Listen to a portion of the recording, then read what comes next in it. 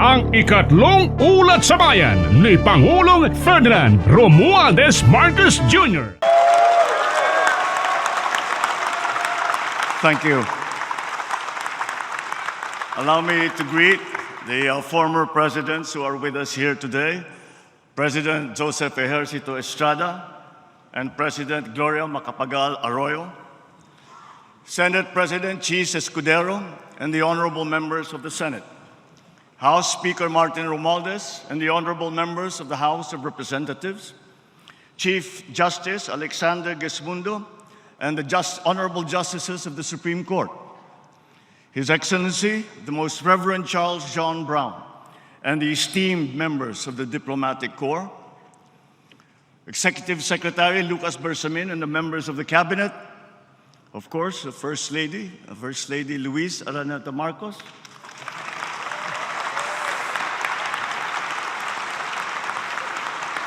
other distinguished guests, mga minamahal kong kababayan, magandang hapon po sa inyong lahat.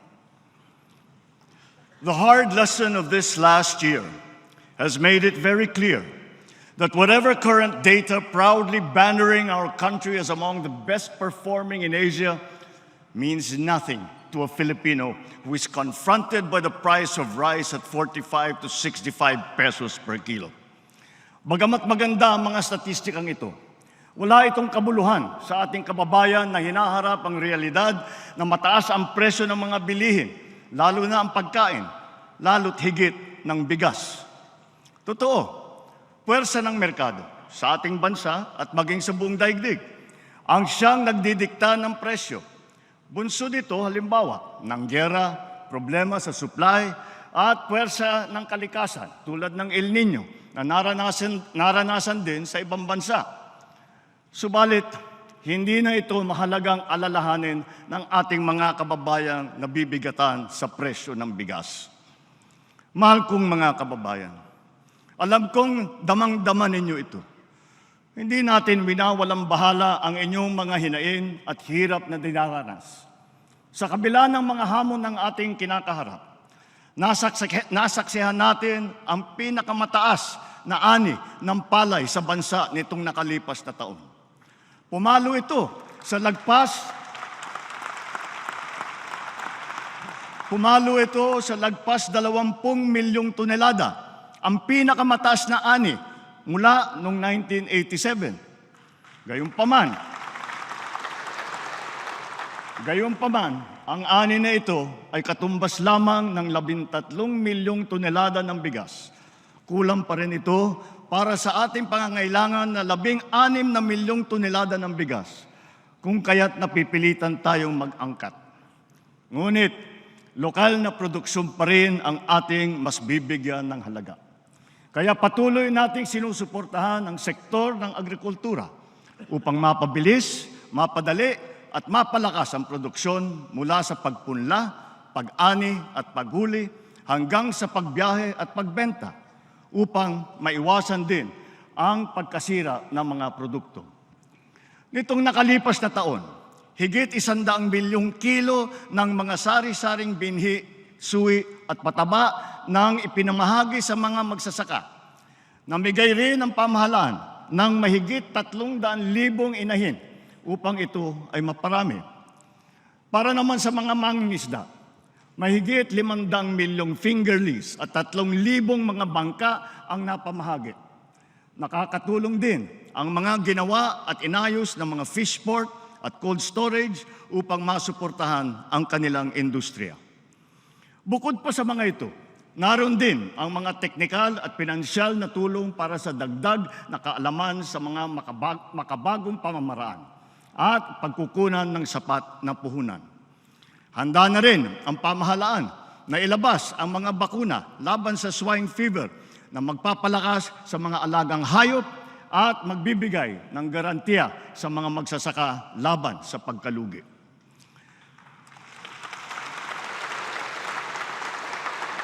Nagsasagawa rin tayo ng mga kaugnay na hakbang upang pababain ang presyo at madagdagan din ang ating supply ng pagkain. Because of compelling emergency reasons such as illegal price manipulations by hoarders and smuggling, we were constrained to temporarily implement mandated price ceilings on rice. We also extended the reduced tariff rates to facilitate the importation of rice, corn, and pork until the end of this year.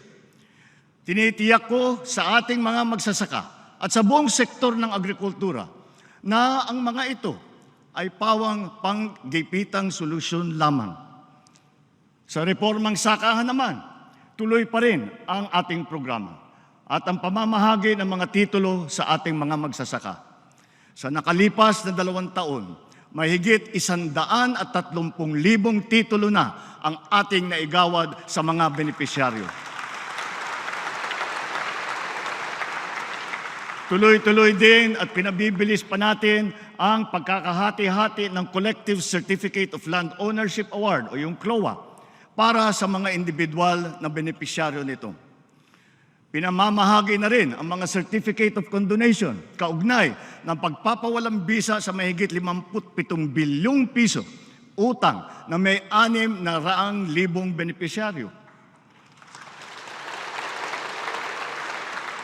Bukod pa rito, naresolba rin ang mahigit 70,000 mga kaso patungkol sa reformang agraryo. Kasama rito ang mahigit 2,000 kasong matagal nang nakabinbin bago pa man pumasok ang administrasyon.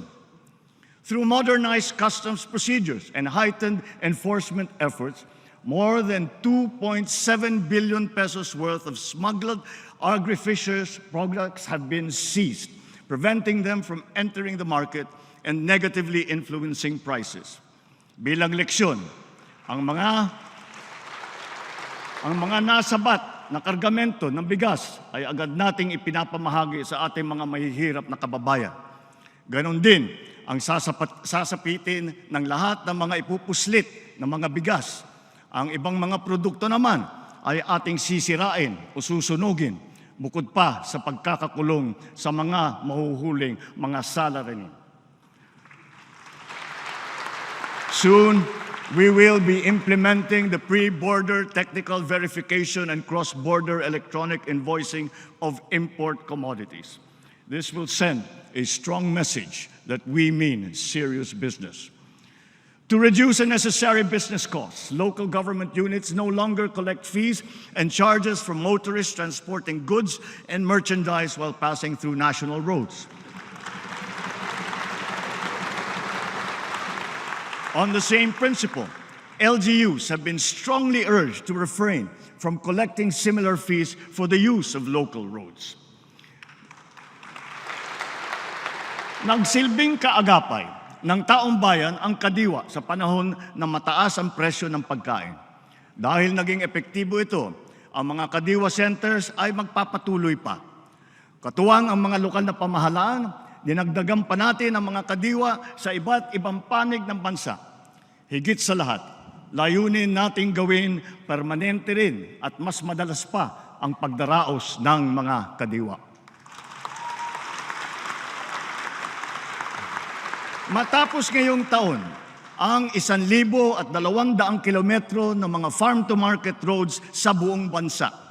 Mahigit 9,300 makinarya ang maipapamahagi at pasilidad na magagawa ngayong taon. Patuloy tayo nagbubukas at kukumpuni ng mga irigasyon sa buong Pilipinas. Ngayong taon, bibigyan natin ng patubig ang halos 45,000 hektarya ng bagong lupain. Bubuhayin din natin muli ang irigasyon sa halos 38,000 hektarya ng lupain sa buong bansa. Isa sa mga natatapos na proyekto ay ang Stage 2 ng Malitubog-Maridagao Irrigation Project. Halos 10,000 hektarya ng lupain sa North Cotabato at sa Maguindanao del Sur ang masiservisyohan ng irigasyon na ito.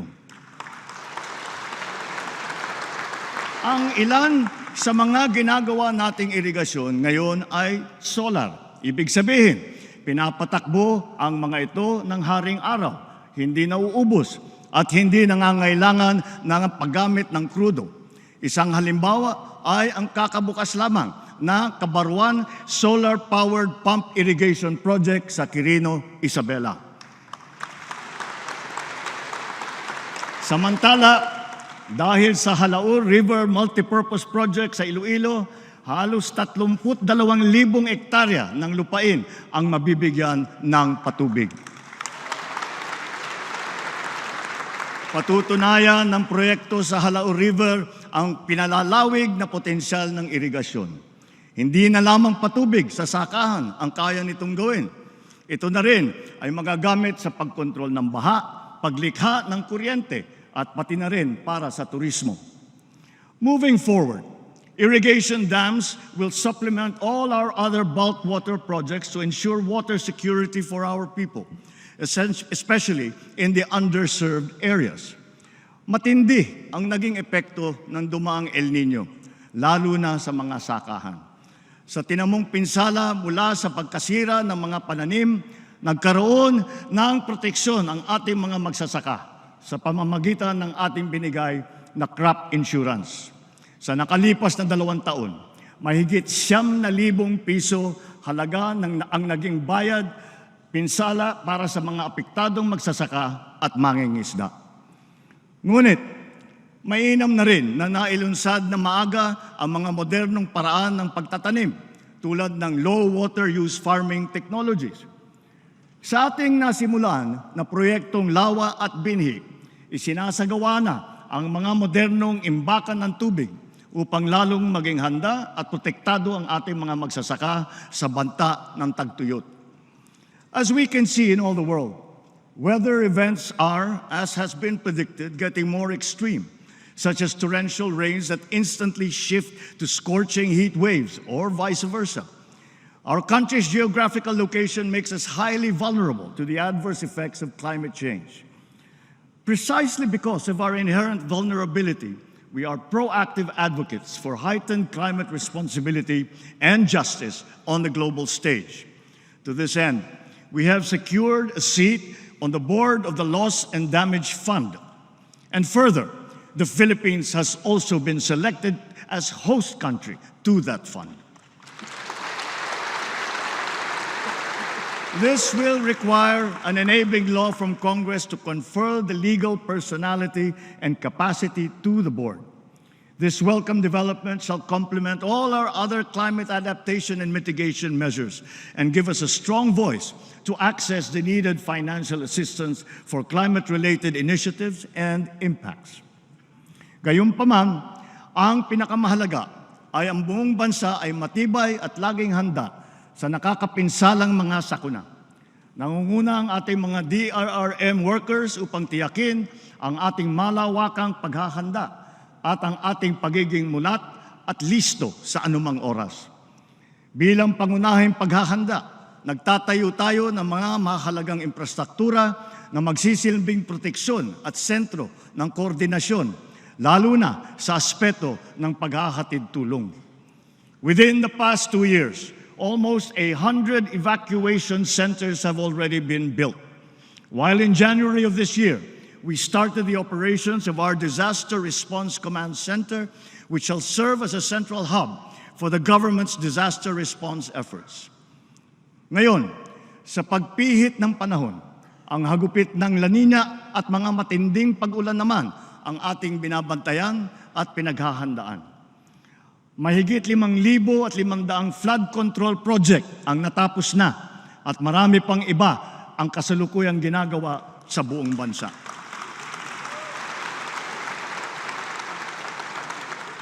Isa na rito ay ang Flood Risk Management Project sa Cagayan de Oro River na magbibigay ng pangmatagalang proteksyon sa mahigit 600 hektarya ng lupa at 60,000 nating mga kababayan.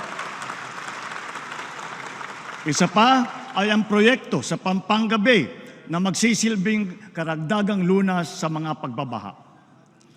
Noong Enero, inilunsad natin ang Kalinisan sa Bagong Pilipinas, kung saan pinakilos natin ang ating mga barangay upang maglinis sa kani-kanilang komunidad.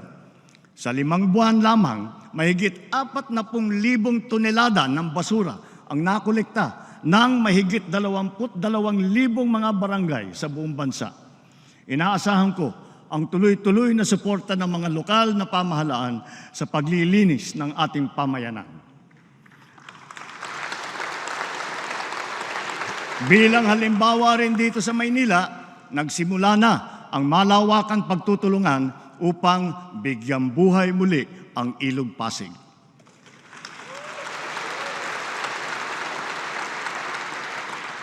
As we enter the midterm, our infrastructure development remains sustained, strategic, and on schedule. Aside from agriculture and disaster risk, our other vital sectors and pillars such as education, health, energy, low-cost housing, transport, information technology, they all stand to benefit from our aggressive infrastructure development as befitting our upper middle income economic target. With the results that we have seen 2 years into this administration, we can claim that despite challenges, we are steadily progressing towards our targets in the medium term. Our power and internet services are continuously being upgraded in both capacity and connectivity. Sa ating free Wi-Fi program, halos 10 milyong unique user devices ang nakikinabang sa libreng internet sa mahigit 13,000 lugar sa buong Pilipinas. Nasasagap ito sa marami nating mga paaralan at mga malalayo at liblib na mga po. Patuloy pa ang ating pinaparami ng mga libreng Wi-Fi sa buong bansa. As part of our nationwide internet infrastructure development, Phase 1 of the National Fiber Backbone has been completed and operationalized. Phase 2 and 3 have already begun early this year and shall be completed by 2026. This fiber backbone will give us sufficient capacity in terms of bandwidth. As of 2022, only 77% or 20.6 million households were connected to the internet. This is much too low. Together with our private sector partners, we will efficiently harness the concept of common towers to provide connectivity to Filipinos who are at the far end of the last mile. Expect full government support to ensure the successful completion of this critical project, including policy reforms and streamlined processes.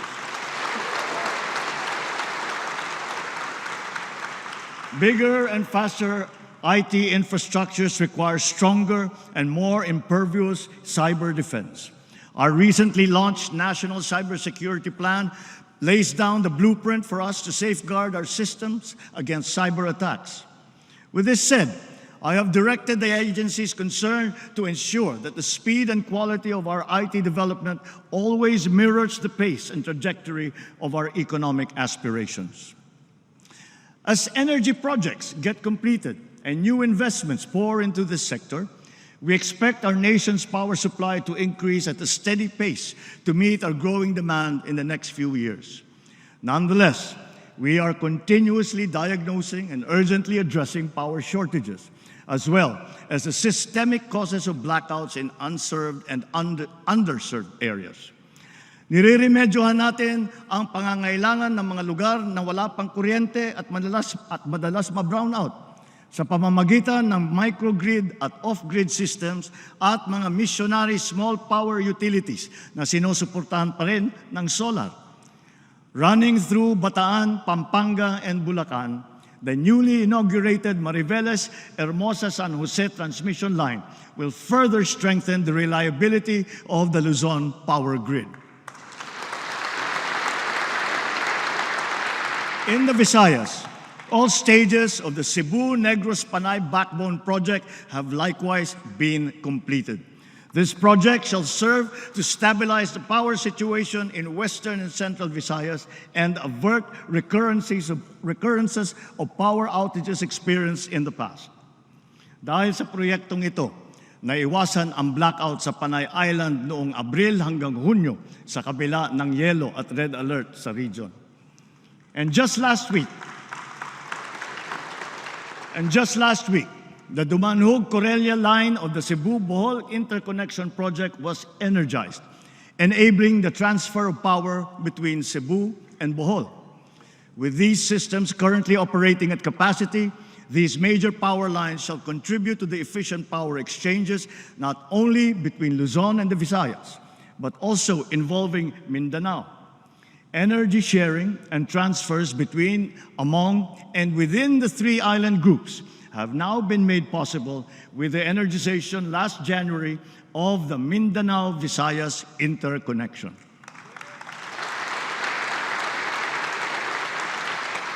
The energization of the Mindanao-Visayas interconnection is a defining moment, not only for the power sector, but for the entire country. Finally, we have connected the power grids of all three major island groups. The unified Philippine grid is a fulfillment of this dream, whose seeds were planted in the 80s through a vision bolstered by R&D, which we accomplished by applying typical Filipino persistence and dedication. Batid natin lahat na ang presyo ng kuryente dito sa ating bansa ay mataas. Kaya patuloy tayo sa pagdadagdag ng mga infrastruktura ng kuryente na magpapababa ng presyo ng kalanunan. Sa kabilang banda, tinitiyak din nating makatarungan ang paniningil sa mga consumer. Ilan sa mga hakbang na pinatupad ng pamahalaan ay, una, ang mas maayos at patas na Lifeline Rate Program para sa mga mahihirap, lalo na sa mga benepisyaryo ng 4Ps.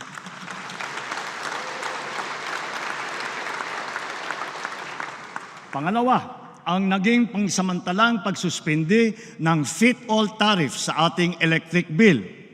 Pangatlo, ang anti-bill shock program.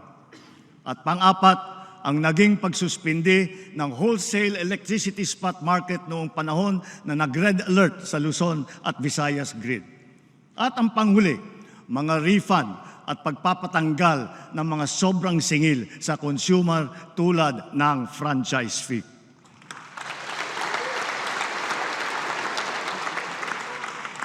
Binabalikan at binubusisi natin muli ang EPIRA upang malaman kung angkop pa ba ito sa ating kasalukuyang sitwasyon o napapanahon na ito ay amyendahan. Hinihiling ko sa Kongreso na pagtulungan na natin ito alang-alang sa kapakanan ng mga Pilipino. Sa taas ng presyo ng kuryente sa bansa, nahihirapan hindi lamang ang mga negosyante, kung hindi lalo na ang taong bayan.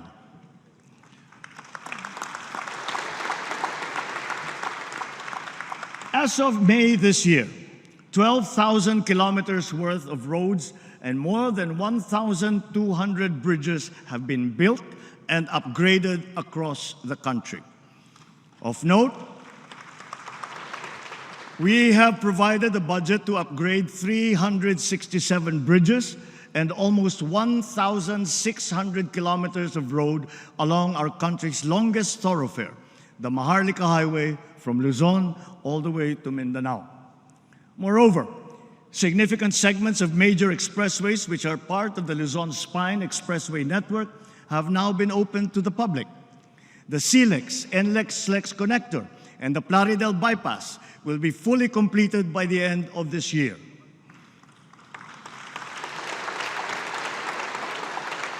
CALAX and the C5 South Link will be fully operational by next year.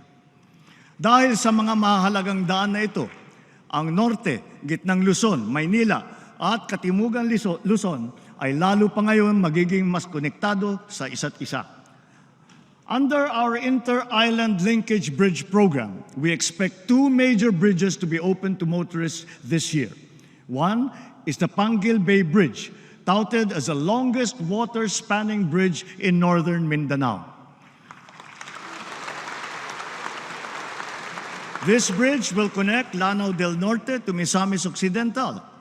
The other is the Gicam Bridge in Zamboanga, Sibugay, which shall connect the Olutanga the island to the mainland of Mindanao. In addition, travel to and from Clark Airport is now much faster and more convenient, with the inauguration of the 20-kilometer airport New Clark City Access Road in Pampanga. We are also in the midst of a railway renaissance. The Metro Manila Subway Project has logged significant accomplishments in its tunneling works. Sa puntong ito, katumbas na ng 3 hanggang 6 na palapag ang lalim na nahukay at tuloy-tuloy na umuusad sa susunod na istasyon. Other railway projects such as the MRT-7 and the North-South Commuter Railway are likewise progressing. We will make sure that the right-of-way issues are resolved in the most equitable, efficient, and expeditious manner so that these will not get in the way of our infrastructure development. Bilang bahagi ng LRT-1 Cavite Extension Project, ang ruta ng LRT Line 1 sa Metro Manila ay madadagdagan mula sa Baclaran hanggang Sucat. Bubuksan ito sa publiko sa loob ng taong ito. At sa ilang taon, aabot na ang linya na ito hanggang Bacoor. Nagdagdag din tayo ng 76 na bago at modernong mga tren sa LRT-1 upang mas dumami, bumilis at maging mas komportable ang biyahe ng mga pasahero.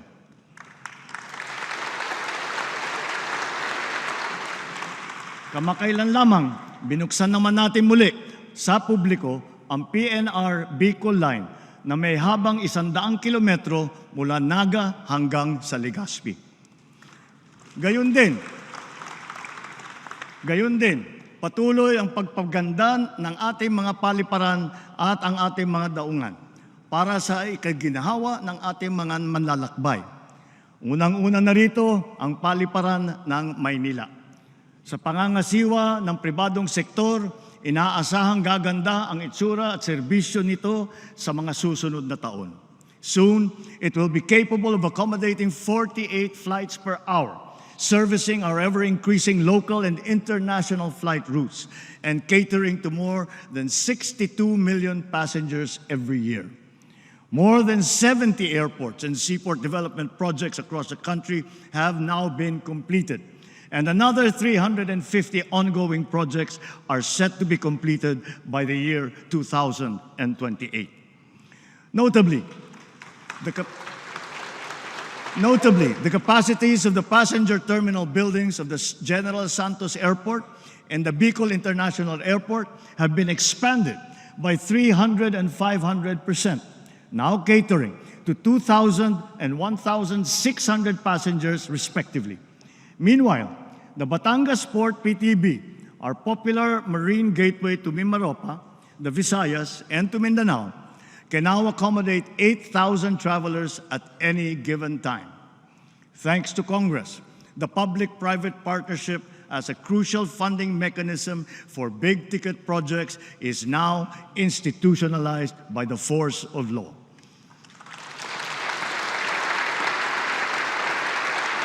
PPP is seen to facilitate strategic investments and the timely development of projects under our Build Better More program, especially since around 1/4 of our flagship projects have been envisioned to be funded through this modality.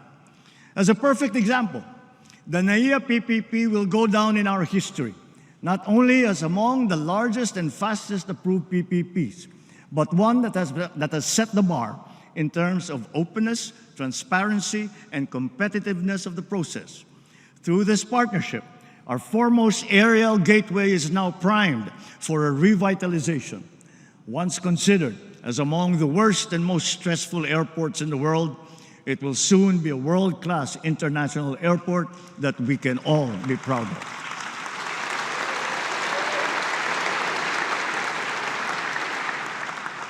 But even before that, the UP-PGH Cancer Center is the first PPP to be approved in this administration.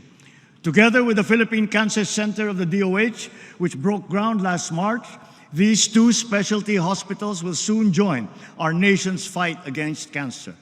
These centers will be a godsend to the more than 400,000 Filipinos who are afflicted with this deadly disease. Habang ang mga modernong ospital na ito ay ginagawa pa, patuloy tayo sa pagdadagdag at pagpapataas ng kalidad ng ating mga ospital at mga specialty center. Binuksan na natin sa publiko ang mahigit 20 bagong urgent care and ambulatory service o mga bukas centers sa iba't ibang lugar sa bansa. Intended Intended to decongest public hospitals, these centers shall provide competent ambulatory care, most especially to the poor and to the disadvantaged, for health conditions that do not require hospital admission. Katuwang din natin ang lokal na pamahalaan sa mga tinatayo natin mga tawag na super health centers. Sa tulong ng mga LGU, malalagyan natin ng sapat na mga doktor at nurse ang mga ito at madadagdagan pa natin sa mga susunod na taon. Layunin natin na sa lalong madaling panahon, lahat ng lalawigan natin ay may sapat na mga center o pasilidad na may kakayahang makapagbigay ng pangunahing serbisyong medikal para sa ating mga mamamayan. Samantala, titiyakin natin na ang bawat isang probinsya ay mabibigyan ng mobile clinic upang ang laboratory exam at ilang pang pangunahing serbisyo medikal ay mapapalapit natin sa ating mga kababayan. Sa PhilHealth naman, dinamihan na ang klase ng generic na gamot na kasama sa benepisyo para sa mga outpatient. Mula sa 21 generic na gamot, ay 53 na. May mga bagong gamot para sa alta presyon at meron na rin para sa nerve pain at sa epileptic seizures.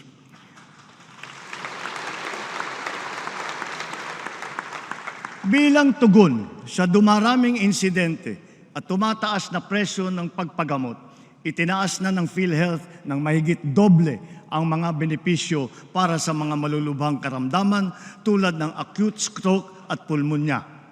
Ang limit na ngayon para sa mga kondisyon na ito ay itinaas na hanggang 76,000 piso at 70,000 piso. Upang mapaigting pa ang paglaban natin sa kanser, tinaasan ng PhilHealth ng mahigit 1,000% ang benepisyo para sa pagpagamot ng breast cancer. Ang dating limit na 100,000 piso, ngayon ay ginawa na nating 1.4 million pesos.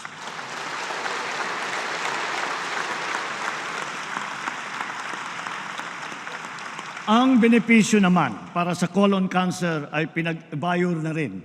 At bago matapos ang taon, maisasama na rin sa mga benepisyo ng PhilHealth ang chemotherapy para sa cancer sa baga, atay, ovary at prostate. Naglaan po tayo ng mas mataas na pondo para sa ating medical assistance program. Kaya higit na mas marami pang mga Pilipino ang matutulungan nito ngayong taon. Aside from our aggressive hiring efforts, we have enhanced medical and allied health programs, allocated seed funds for public medical schools, and launched scholarships and review and upskilling programs. These are to support the medical and nursing professions with a goal to strengthen and increase our human resources for health. As part of our recalibrated health approach towards prevention and healthy habits, we are prioritizing vaccinations, nutrition, mental well-being, and active and healthy lifestyles. Tuloy-tuloy ang ating paghahabol sa pagbabakuna ng mga sanggol at ang mga bata, lalo na sa Region 6 at sa BARM, kung saan kulang pa sa kalahati ang nababakunahan. At tuloy na tuloy din ang Philippine Plan of Action for Nutrition na ating binibigyan tuon ngayong Hulyo, buwan ng nutrition. Ang convergent programs to stamp out hunger and malnutrition were not only successfully launched, but have yielded inspiring results thus far. One survey confirmed that our expanding school-based feeding program has had a significant impact on the physical and mental well-being of more than half of the learner beneficiaries. Therefore, we will continue to further enhance these feeding programs in our schools and daycare centers.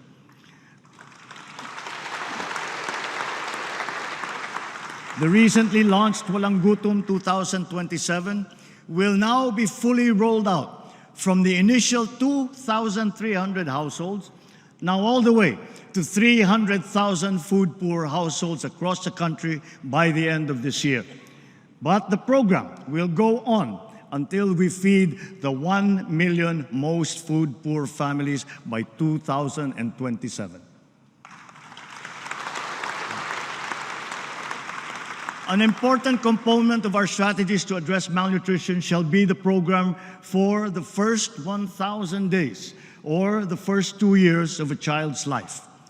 To ensure the health and nutrition of children 0 to 2 years old from the poorest families, we have proposed in the 2025 budget a new grant under the Pantawid Pamilyang Pilipino program for this purpose. Sa pamamagitan nito, ang isang buntis o ang isang ina na benepisyaryo ng 4Ps ay mabibigyan ng karagdagang tulong pinansyal na laan para sa kanya at sa kanyang anak. Ang tulong na ito ay upang matiyak na siya at ang sanggol na kanyang sinapupunan o batang anak ay maaasikaso ng doktor, mababakunahan at mabibigyan ng sapat na nutrisyon.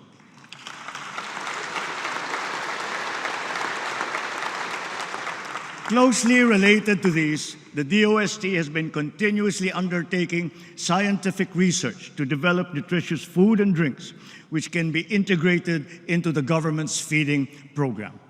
Government is aware of the pressing yet delicate social issues of the day, such as the mental well-being of our people. The DOH has launched its comprehensive mental health plan and ensured sufficient supply of medications. PhilHealth has also released this year its mental health benefit package for all its members. At the same time, grassroots and sports for all programs are back in the mainstream, catering to Filipinos of all ages. Nailunsad na namang muli ang taunang palarong pambansa matapos ang 3 taon na pagkakatigil nito dahil sa pandemya. Binabati natin ang Marikina at Cebu at ang kagawaran ng edukasyon sa kanilang matagumpay na pagtatanghal ng mga palarong ito. We will continue to support these health-enhancing sports programs. Through these, we will also set forth our youth on the same well-established path that has taken some of our national champions and renowned athletes to sporting greatness. As we speak, 28 of our finest athletes are competing in Paris now for the glory of the Philippines.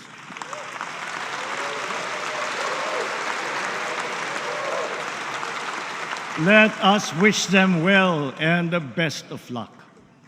Sa larangan naman ng edukasyon, investing in our own people is not only a fundamental moral imperative for us, but an economic one as well. In its report, the World Bank revealed that our promising economic growth is largely attributable to our people. The great bulk of the country's wealth is being created by the skill, the industry, and the resourcefulness of all Filipinos.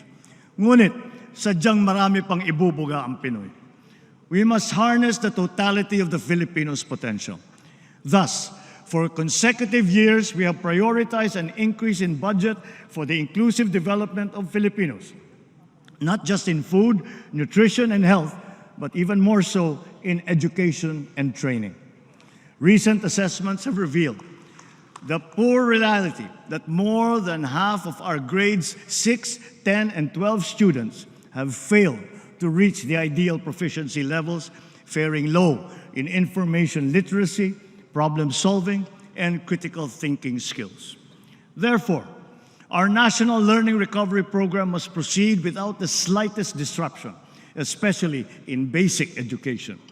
Our system of education must be strategically calibrated to make sure that our youth are not only taught to become literate, but it has also consciously developed them into problem solvers and into critical thinkers, hungry for success, ready for the future. Similarly, as we relentlessly address the classroom gap, the digital gap must also be bridged with equal intensity. We are working towards the day when all students will be equipped with computers, smart TVs, essential programs, digital books, and once again, access to reliable power and the internet. Digitalization and solar-powered electricity must now become the standard features in our schools and in our classrooms. Simply put, This is educational reform through technology. The perennial problems surrounding textbooks shall be resolved. The production of instructional materials, especially textbooks, which are up-to-date and error-free, must be ensured. The whole process, from approval of manuscript to procurement, all the way to distribution, will be cut short from its present 3 years to just 1 year.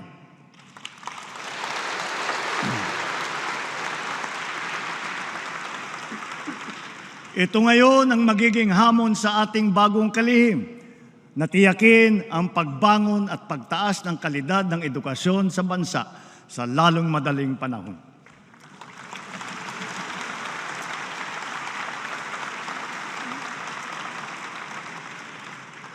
Clearly, of course, the quality of our education rests on the quality of our teachers.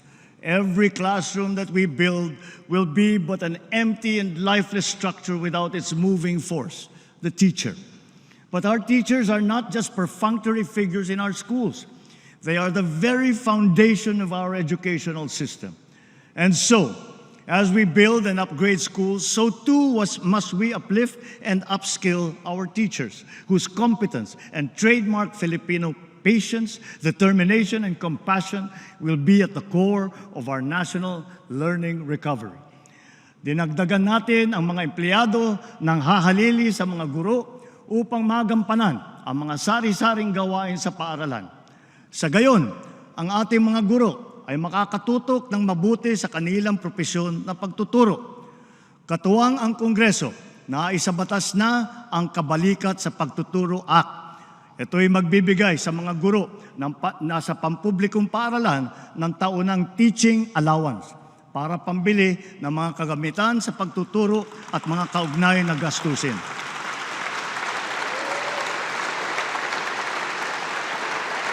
Matatanggap na nila ito simula sa susunod na taon. Meron na rin silang personal accident insurance mula sa GSIS.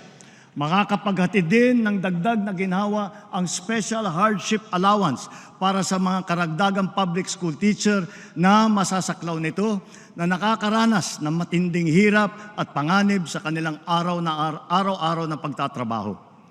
At wala na ring utang taging sa mga teacher. Hindi magiging hadlang ang kanilang pagkakautang upang makapag-renew ng kanilang mga lisensya. Bagkus, marapat lamang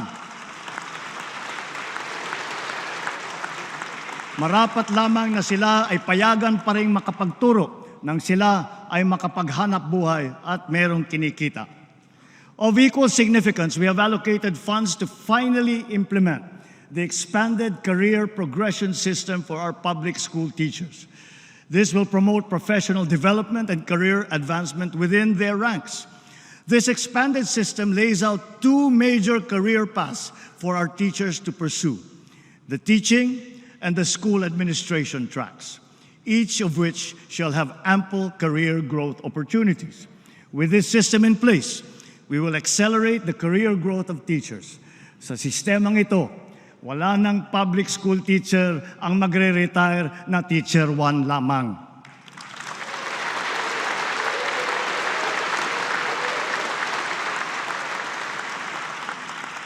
Sa madaling sabi, kung talagang ninanais nating maging matagumpay ang hinahangad nating pagbangon sa larangan ng edukasyon, sila, ang ating mga guro, ang dapat nating itaguyod at patatagin. Last year, we reported that our system of higher education was gaining international recognition for all the right reasons. As further evidence, 87 of our higher educational institutions have now made it into various world university rankings. 51 of them are public universities or colleges.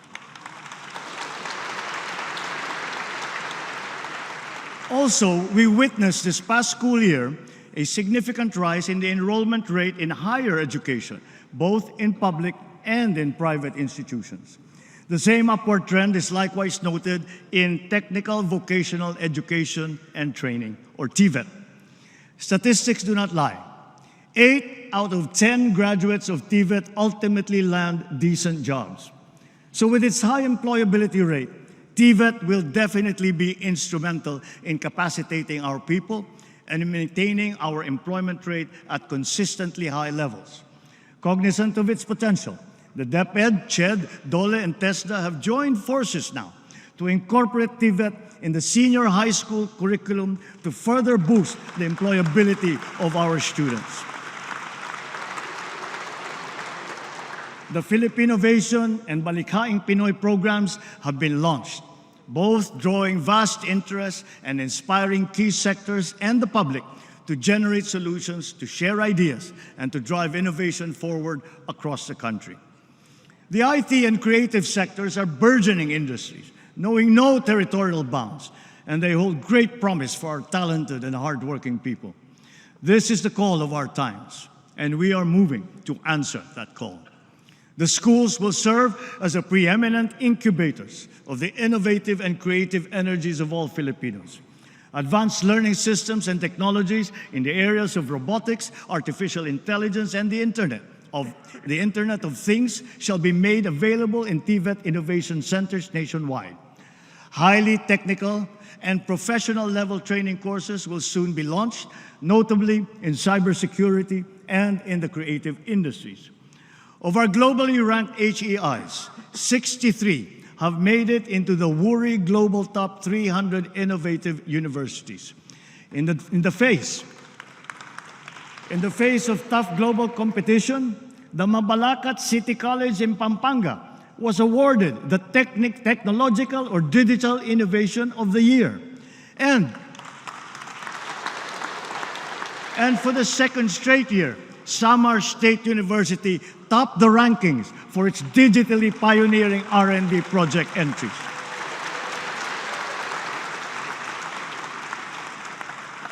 Relevant scholarships and R&D grants will continue to be available, aligned with our agenda to foster startups. To commercialize and mass-produce R&D outputs, crucial support, such as intellectual property rights enforcement and venture financing, have been put into place. We are also building essential infrastructure and linkages to support the ethical development of artificial intelligence systems for high-impact practical applications.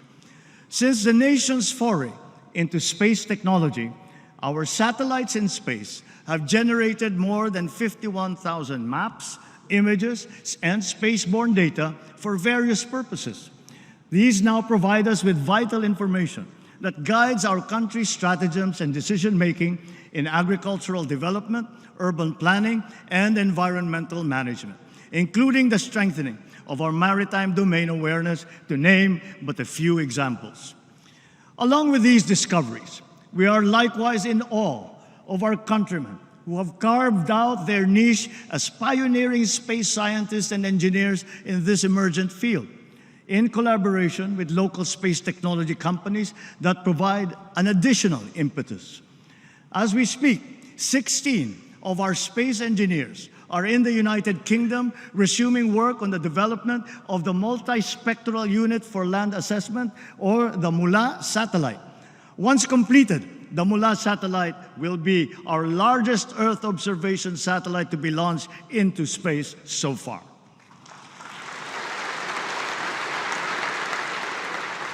May they inspire the next generation of Filipino students to follow their footsteps and reach for the stars.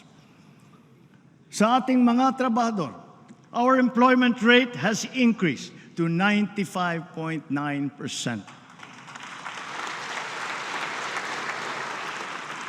We also saw a significant increase in high-quality jobs. Underemployment, too, has decreased from 11.7% in May of 2023 to 9.9% today. This is our lowest number since 2005. Notably, we also saw an increase in middle-skilled employment, wage and salaried employment, and full-time jobs. Magagandang balita pa rin ang mga ito sa kabila ng nararanasang mataas na presyo ng pagkain. Bukod sa paglikha ng trabaho, pinalalakas din natin ang kakayahan ng ating mga mamamayan, lalo na sa panahon ng kanilang kagipitan.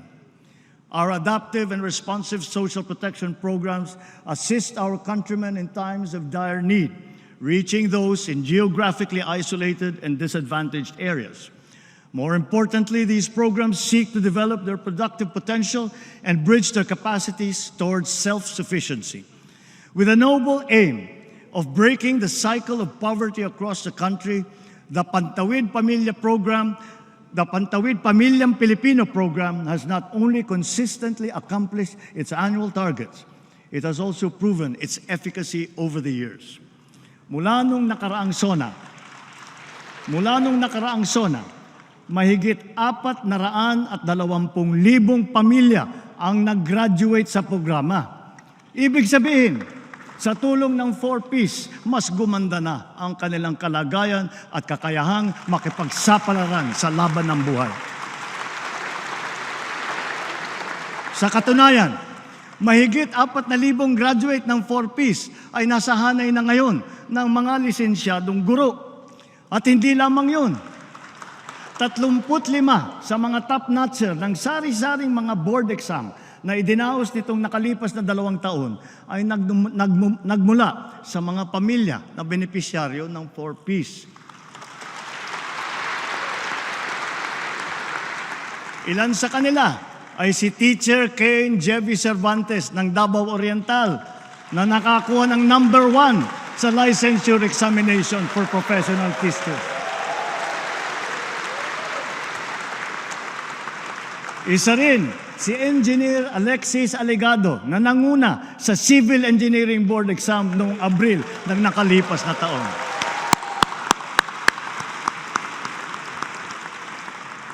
Tomorrow, the birth date of Apolinario Mabini, we cap off the National Disability Rights Week. Our PWDs can rest assured of government's effective implementation of beneficial policies and programs that will guarantee equitable opportunities, special interventions, and incentives for them. Mula nang pumasok ang administrasyong ito, nagsimula na ang mga programang pangkabuhayan na nakalaan para sa ating mga PWD. Sa susunod na taon, ilulunsad naman ng PhilHealth ang benepisyo nito para sa mga batang may kapansanan.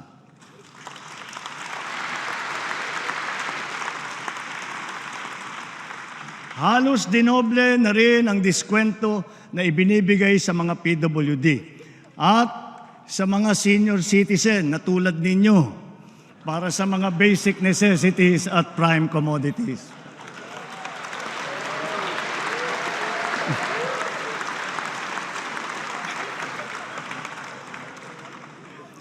Natuwa kayong lahat doon. Sa lahat ng mga ginagawa natin ito, katuwang natin palagi ang pribadong sektor, lalo na sa mahalagang bagay ng trabaho at pasahod. With tripartite consensus, minimum wage levels have been increased in various sectors in all regions, including the BARM, for workers and private establishments. Makakapagdulot ito ng ginhawa sa mahigit 4 na milyong mga kababayan na natin at ng kanilang mga pamilya. Para naman sa ating mga kawani ng gobyerno, mayroon silang maaasahang medical allowance bilang karagdagang benepisyo sa susunod na taon.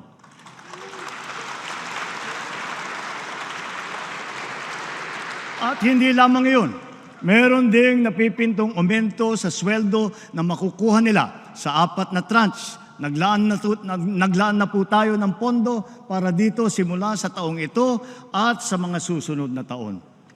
Furthermore, we have extended the services of our job order and contract of service personnel working in government. This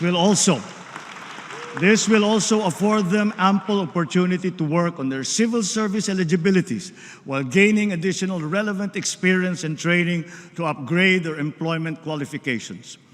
Our aggressive infrastructure development, business-friendly policies, investment and export promotions, foreign visits, and economic missions are all aimed at generating not just jobs, but quality and competitive jobs.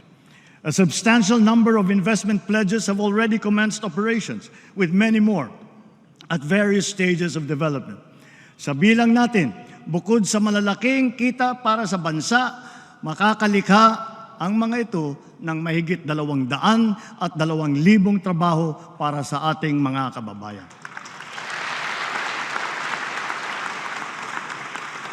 The rationalized incentive scheme under the CREATE Act has also made possible the generation of investments amounting to more than 1 trillion pesos and more than 100,000 new jobs.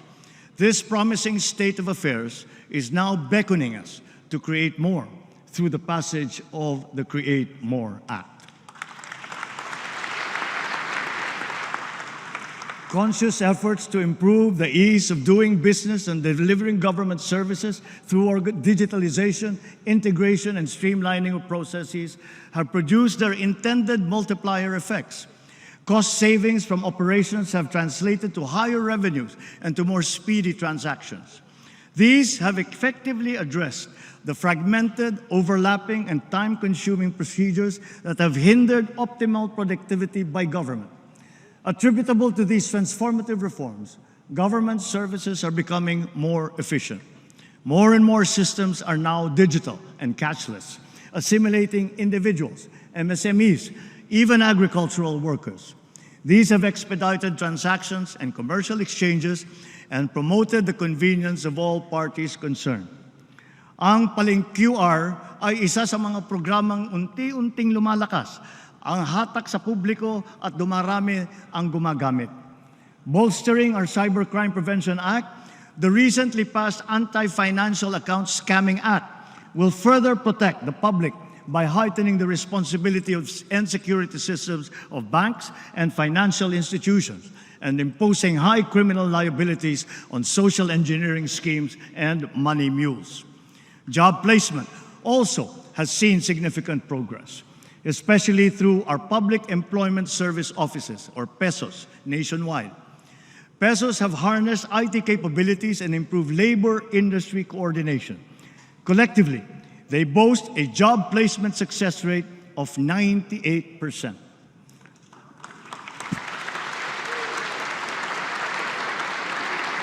Likewise, due to shortened timelines, we have recorded a significant increase in new business and corporate registrations, including foreign firms, which surpassed last year's numbers.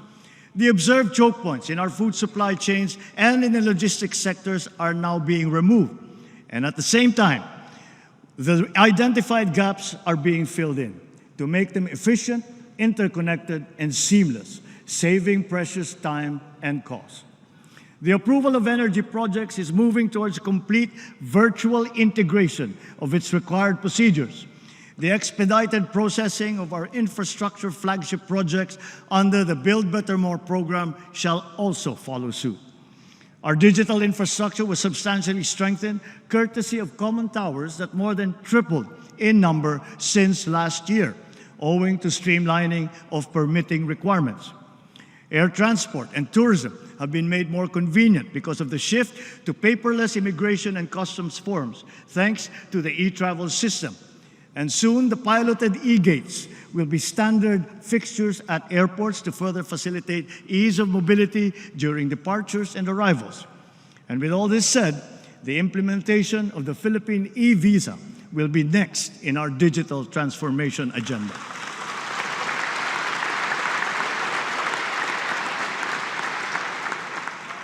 Let us now go to tourism, because we in the Philippines have no less than 7,641 beautiful reasons to tap the potential of our tourism sector, for which our archipelagic nation is internationally renowned and from which many Filipinos derive their livelihood.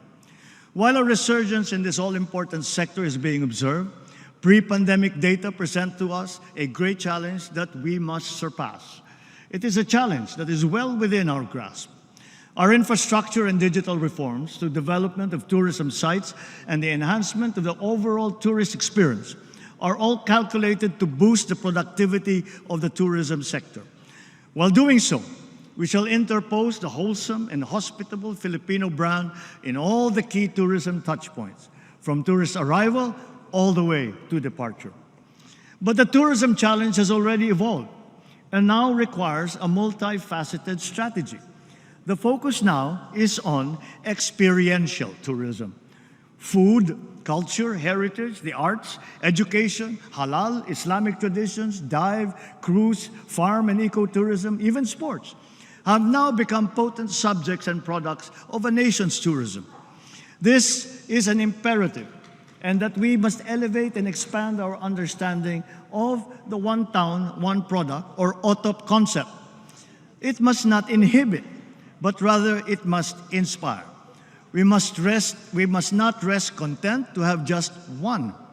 Rather, we must seek the optimal number of high-quality products and services which at the same time showcase our community's distinctive history, traditions, and talents. Filipino creativity and ingenuity will enliven and unlock the as yet untapped potential of these new facets of Philippine tourism. Sa ating mga OFW, ayon sa datos ng Bangko Sentral, mahigit 37 bilyong dolyar ang naipasok sa bansa ng ating mga OFW noong nakalipas na taon.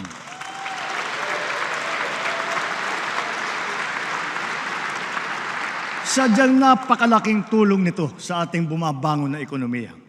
Kaya hindi lamang pasasalamat, kundi parangal ang ating ipinapaabot sa lahat ng ating mga OFW. Sana ay napapanood nila ito. Ramdam na ramdam hanggang dito sa ating bansa ang inyong sakripisyo. Through vital partnerships with like-minded states, we have been able to promote our mutual interests, resulting not only in investments here and our strengthened national security, but also in quality jobs for our nationals seeking foreign employment. Through intense Philippine lobbying, the United Nations has adopted the resolution on promoting and protecting the enjoyment of human rights of seafarers.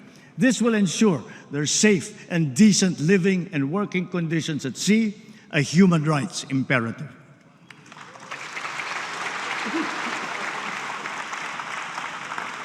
Patuloy ang ating pagtulong sa mga OFW. Hindi ito natatapos sa kanilang paglisan sa bansa.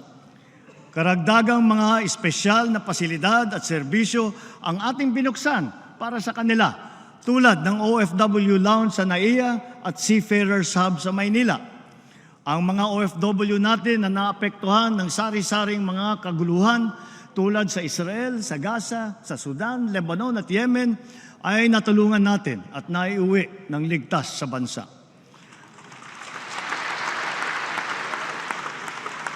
Gayon din ang naging pagtulong natin sa mga kababayan nating nasalanta ng kalamidad at krisis tulad sa Taiwan at sa New Zealand. Hanggang sa kanilang pag-uwi, buong puso ang ating pagtanggap at paglingap. Ang nagbabalik-bayang mga OFW kasama ng kanilang pamilya ay sinusuportahan nating mabuti upang maging maayos ang kanilang bagong simula dito sa bansa para makakuha ng magandang trabaho o di kaya'y makapagtayo ng negosyo. Kaugnay sa aking naiulat noong isang taon, sinimulan na ng Saudi Arabia ang pamimigay ng tseke sa ating mga trabahanteng nawalan ng trabaho doon. Unti-unti, ang ating mga naapektuhang OFW ay nababayaran na. For this, we convey our sincerest gratitude to the Crown Prince of Saudi Arabia and the Kingdom of Saudi Arabia.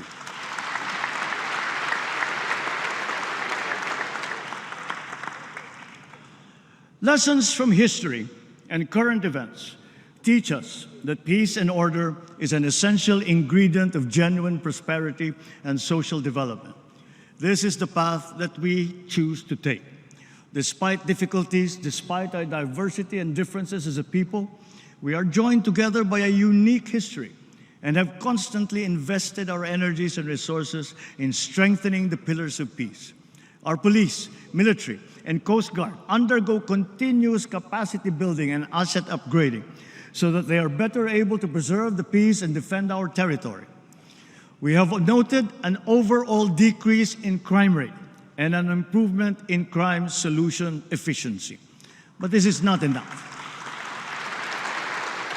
This is not enough. Our law enforcement need to continue to earn the trust of our people. The strong pillars of our criminal justice system, especially in light of the new rules on criminal investigation and our independent judiciary, function in unison.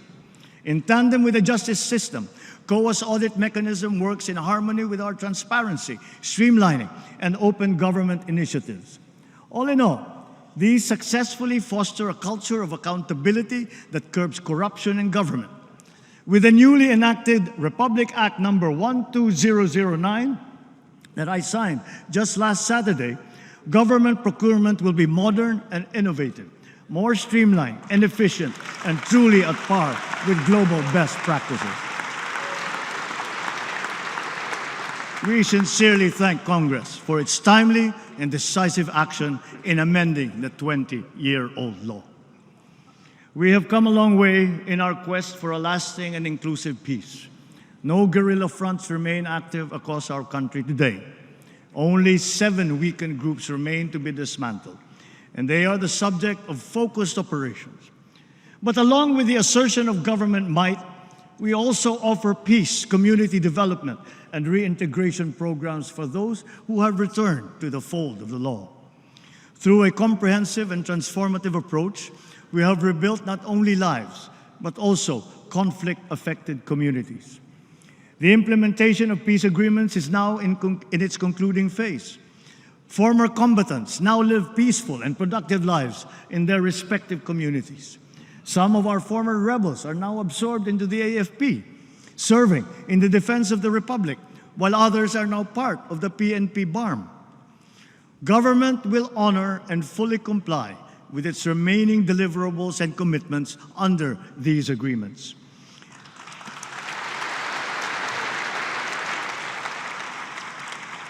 In November last year, we signed proclamations granting amnesty to former rebels. A month later, and then in June of this year, the House of Representatives and the Senate issued their respective resolutions concurring with these amnesty proclamations. That Congress is one with us is a testament to the whole nation's sincere desire for peace. In such a short period, the BARM has impressively established a strong foundation for its progressive, autonomous social development. Investments continue to pour into the BARM. Last year, investments in the region increased by 140% year-on-year. The improved peace and order situation, good governance, not to mention high hopes and confidence amongst its people, all contribute to the reasons why BARM's poverty index has significantly decreased since 2018. In Marawi, the rehabilitation and rebuilding continue under the supervision now of the Office of the President. Our focus remains on restoring energy, water, and livable communities. As of today, all 7 intergovernmental mechanisms of the BARM, as mandated under the organic law, have been organized and activated. These will guarantee effective and constant consultation between the Bangsamoro and national governments in the fundamental aspects of governance. 5 out of the 7 essential laws for the BARM have already been enacted by the BTA Parliament. Now it has its own administrative code.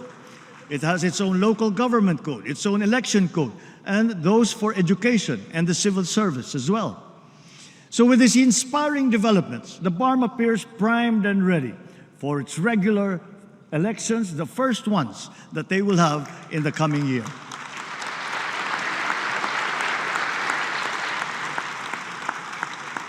On the fight against dangerous drugs, our bloodless war on dangerous drugs adheres and will continue to adhere to the established 8 E's of an effective anti-illegal drug strategy. Extermination was never one of them.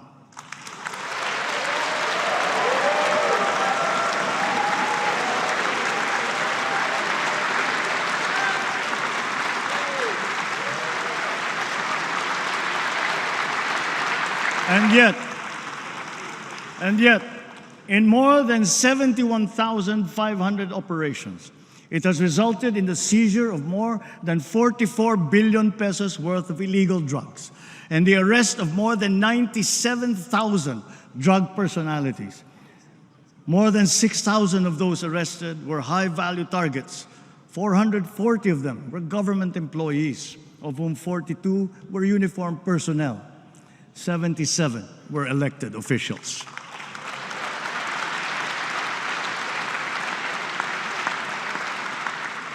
So to further paralyze their operations, dirty money and assets worth more than 500 million pesos have been frozen and preserved.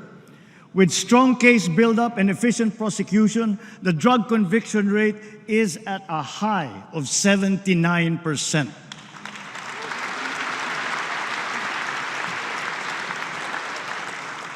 Together with this, we welcome the report that the number of drug-affected barangays in our country has been reduced by 32%.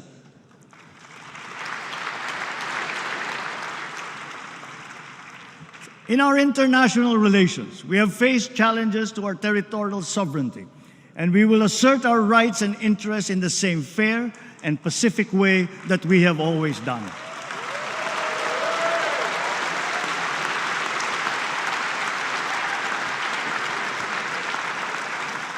Proper diplomatic channels and mechanisms under the rules-based international order remain the only acceptable means of settling disputes. Peace and community building will always be our clarion call, especially when the country serves as chair and the host of ASEAN Summit in 2026. We continuously try to find ways to de-escalate tensions in contested areas with our counterparts without compromising our position and our principles. I know that our neighbors too are doing their best to make this work. The Philippines cannot yield. The Philippines cannot waver.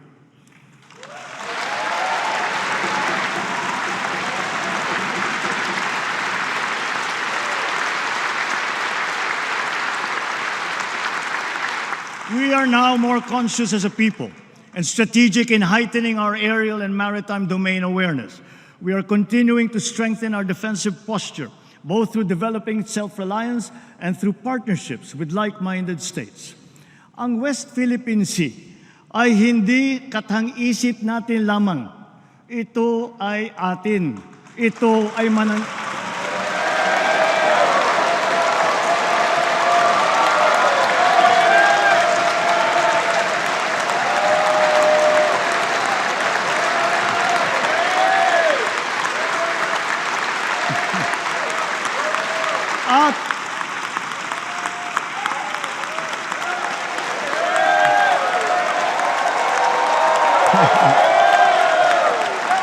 At ito ay mananatiling atin hanggat nag-aalab ang diwa ng ating minamahal na bansang Pilipinas.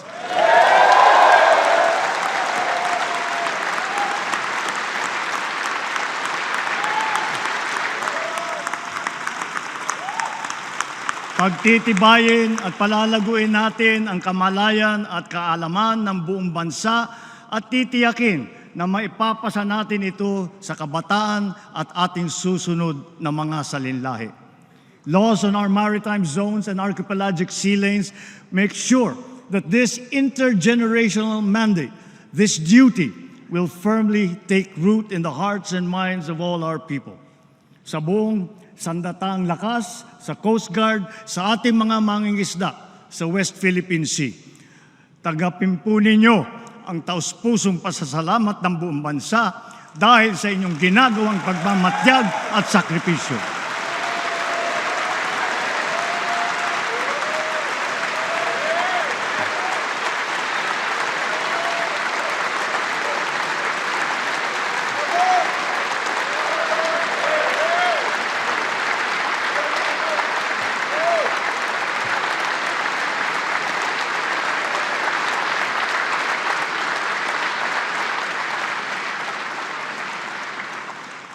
Let us now turn to our economic status and our prospects. In spite of headwinds that we have faced, we have stayed the course. The country exhibits healthy signs of post-pandemic resilience comparable to strong economies in our region. Our poverty rate has significantly dropped to 15.5%, down from 18% in 2021. This present figure is even lower than the pre-pandemic level of 16.7% in 2018. Ang katumbas nito ay halos 2.5 milyong Pilipino ang naiangat natin mula sa kahirapan. Kasabay nito, nabawasan ng lagpas 1,700,000 ang bilang ng mga Pilipinong walang sapat na pambili ng pagkain. Patuloy natin pagsisikapan na marami pa tayong maiaahon mula sa kahirapan. To sustain the country's economic gains, we are promoting investment-led growth. We have set in motion policies and programs to create an environment conducive for business to thrive, like reforms in the capital markets and implementation of green lanes. As a result, we have green lanes certified, around 100 projects with a total investment of about 3 trillion pesos across the sectors of renewable energy, digital infrastructure, food security, and manufacturing. The Philippine financial system remains robust and resilient. Tax and non-tax revenue collection has also become more efficient in pace with our rejuvenated economy. Notably, for the past 2 years, our GOCCs have remitted dividends to the national government with a combined tally exceeding their contributions in 2022.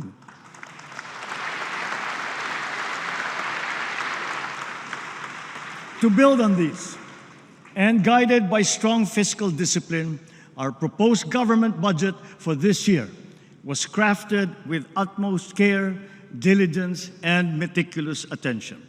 We look to the cooperation of our colleagues in the legislature, not only that our proposed national budget be approved in your usual timely manner, but it be adhered to as closely as possible. We expect all agencies to ensure that every centavo allocated will be judiciously spent for our urgent priorities and socially impactful programs. Mga kababayan, sa lahat ng ginagawa natin ito at mga gagawin pa, mataas ang aking kumpiyansa na malalampasan din natin ang hamon ng ating pinagdadaanan. Dahil ito ang pangunahing hinaing ng taong bayan. Hindi tayo titigil sa paglalaban sa kahirapan at sa paghahanap ng lunas upang maibalik sa normal ang presyo ng bilihin, lalo na ang bigas. At ngayon po, naririnig po namin ang malakas na sigaw ng taong bayan laban sa mga pogo. Disguising as legitimate entities, their operations have ventured into illicit areas furthest from gaming, such as financial scamming, money laundering, prostitution, human trafficking, kidnapping, brutal torture, even murder. The grave abuse and disrespect to our system of laws must stop. Kailangan nang itigil ang panggulo nito sa ating lipunan at paglalakastangan sa ating bansa.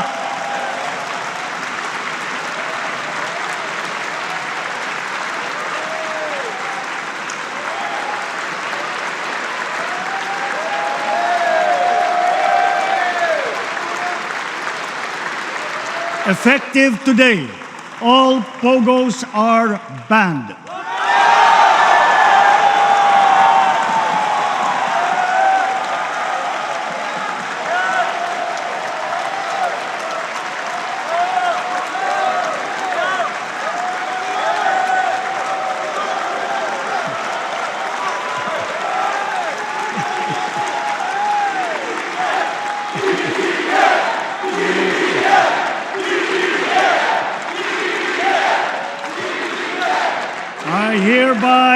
I hereby instruct PAGCOR to wind down and cease the operation of POGOs by the end of the year. The DOLE in coordination with our economic managers, shall use the time between now and then to find new jobs for our countrymen who will be displaced.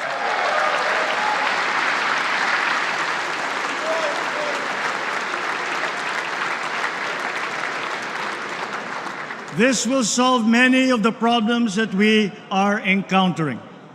It will solve many of the problems that we have been encountering, but it will not solve all of them.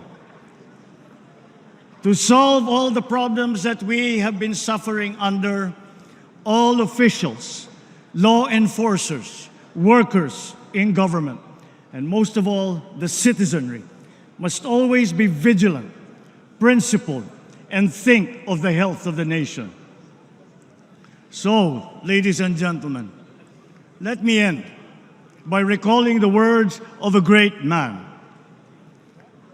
Let not anyone pacify his conscience by the delusion that he can do no harm if he takes no part and forms no opinion.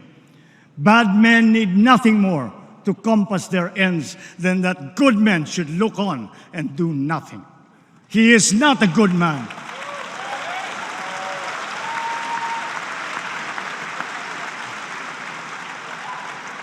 He is not a good man who, without a protest, allows wrong to be committed in his name.